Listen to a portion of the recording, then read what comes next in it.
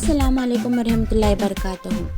آپ کو پتہ ہے کہ ڈائناسور دنیا میں ہے لیکن قرآن میں اس کا ذکر نہیں ہے۔ تو دنیا بھر کے سائنسدانوں نے یہ پروف کیا ہے کہ ڈائناسور تھے اور ان کی ہڈیاں بھی مل گئی ہیں۔ تو اس کھوج کے انوسار تو ڈائناسور تو تھے لیکن قرآن میں ان کا ذکر کیوں نہیں ہے؟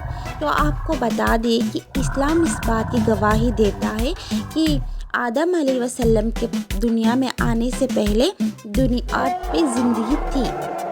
تو ڈائناسور اتنی بڑی تعداد میں تھے اور ان کی اتنی بڑی ہائٹ تھی، تو یہ کوئی حیران کی بات نہیں ہے، کیونکہ جب دنیا میں آدم علیہ السلام آئے تھے تب ان کی ہائٹ لگ بھگ 60 گز لمبے تھے۔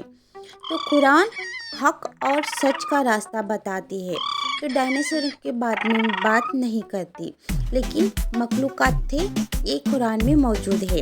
ڈائناسور کا ذکر قرآن میں اس لیے نہیں ہے کیونکہ جب اللہ تعالیٰ نے آدم علیہ السلام کو بنایا اور ان کو دنیا میں لانے کا فیصلہ کیا، تب انسان کو اس سے کوئی خطرہ نہ ہو، اس لیے اس مخلوقات کو خاک کر دیا گیا، لیکن جو چھوٹے موٹے چھپکلی وغیرہ تھے وہ اب بھی موجود ہے۔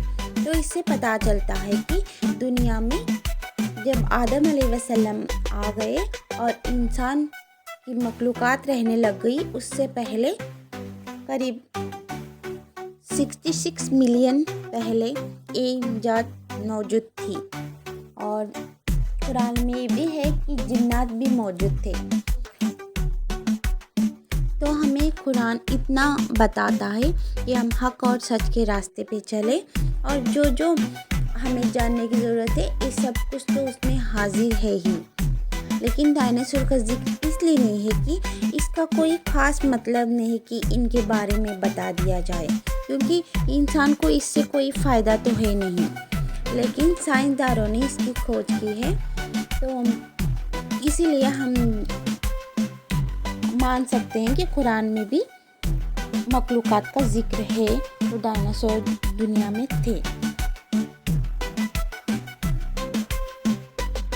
اور آج کل ان کا آرٹیفیشیل بنا کر دنیا میں آپ دیکھ سکتے ہو کہ کس طرح اللہ نے کون سی مخلوقات کو کیسے بنایا ہے۔ یہ تو بہت حیرت کی بات ہے، لیکن سب کچھ کرنے والا اللہ ہے۔ اور جب انسانوں کو اتنا بنایا، اتنی مخلوقات بھیجی، تو ڈائناسور کو تو ختم کرنا ہی تھا۔